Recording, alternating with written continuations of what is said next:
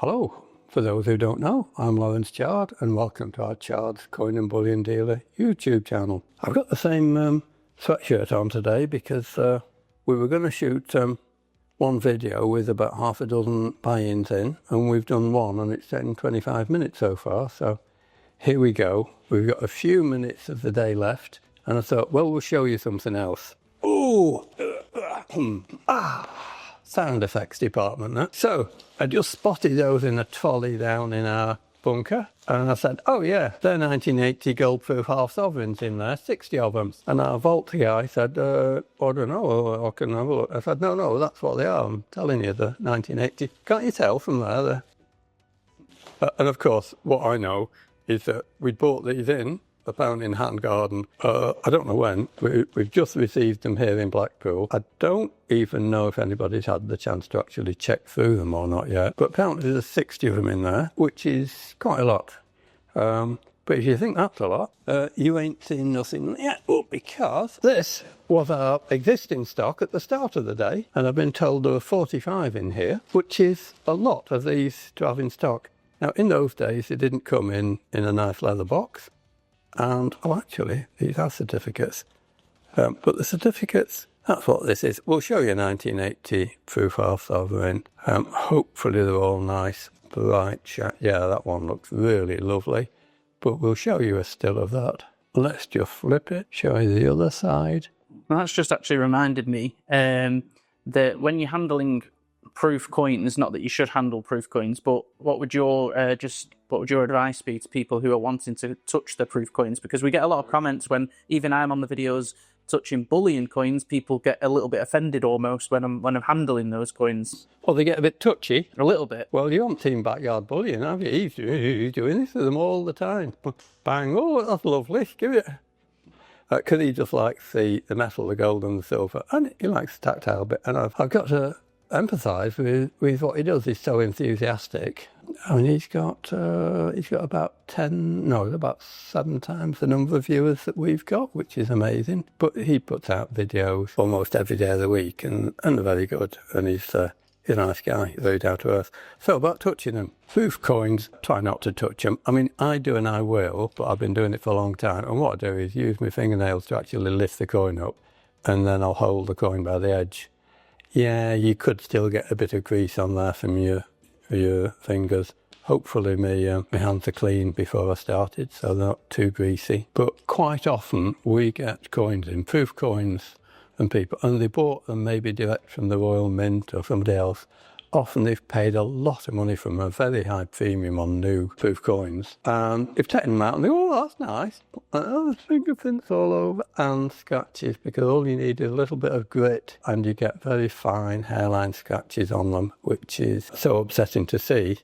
And quite often when coins are like that, it takes them down some, I don't know, people might have paid 100% premium on them over the metal when they bought them. And secondary market, we might be selling them for a 50% premium over the gold content if they were perfect. And when they're scuffed, or when they're finger marked and scuffed, depends on the exact date and the rarity, it could be 5 or 10% premium. And on something like a 1980, we'd probably just throw it in bullion. If it was scratched, it'd just go out, bullion half sovereigns as grade C. But there you go. So I think that means we've got 105 of these in stock. And I think as of yesterday, we tweaked our prices on. We're asking something about 10% premium on those, or maybe 9% or 9.5%, something like that. Compared with this year's sovereign, if you want one, if you can find any anywhere, these are an absolute bargain. And they're even cheap compared with this year's bullion sovereign. I think our premium on those is very similar, within about 1% of the premium on a new bullion sovereign. So they're a nice little buy. And a bargain, a little steal for collectors who want a proof half sovereign. Yeah, we'll make sure to include a link in the description of this video as well for those. And if you wonder why we're so cheap on them, well, we get a lot of these in, and we don't want to sit on them in stock. What our business is about, buying them in, selling them out, making a reasonable margin, enough to pay the staff and run the business, but competitively enough so that we keep buying them and we keep selling them, and that's what it's about. Oh, that's it. Is there time to look at anything else? Complete contrast.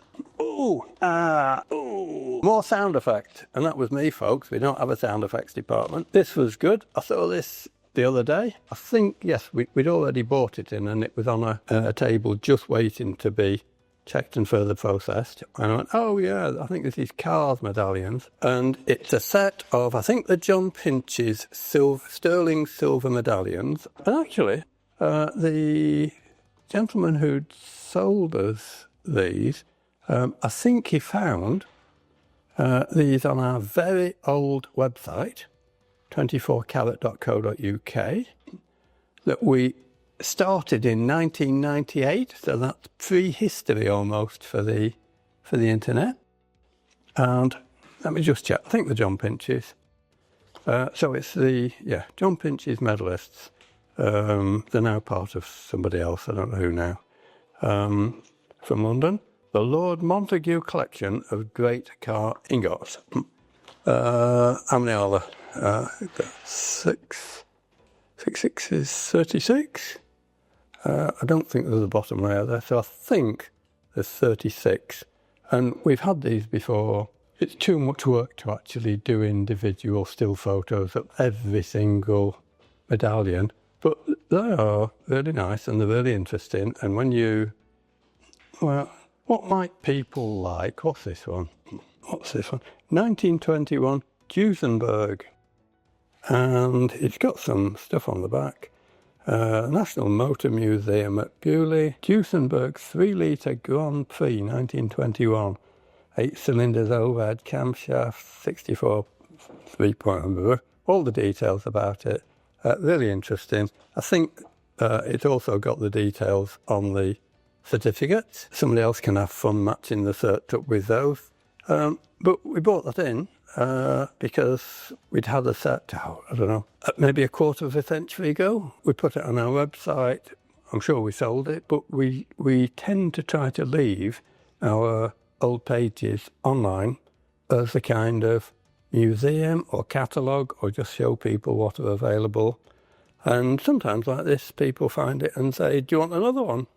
And yeah, we're happy to buy more. Sometimes we end up with 5 or 6 sets of some medallions. And generally, our pricing on these, it's nowhere near what you would pay to buy similar new medallions these days. It's more on the intrinsic value of the silver plus the percentage. So I think typically maybe 20% over silver leather. I'm not quite sure. There's 1 or 2 there that either got some fingerprints or some grease on. Some of that would come off with care. They've all got some fairly fine scratches on because, as you notice, these come out of the slots, and even when you're being careful, and you do get some scuffs, some scratches, but still nice things. A nice collection, interesting, too good to scrap in our opinion. Probably good for a stacker, also interesting for anybody that likes cars, and that's another little buy-in. But that was just one piece. I had a look the other day. It took me about a 1-minute look. I've talked about them for longer today, so there's still more there, but I don't think we've got time today. I think what we're going to have to do is sign off with that and let everyone have a break and a rest, and we'll probably try to shoot the other stuff that was in that one and another couple of trays we've got there. We might try and do that tomorrow, but when we'll actually edit them and release them, I don't know.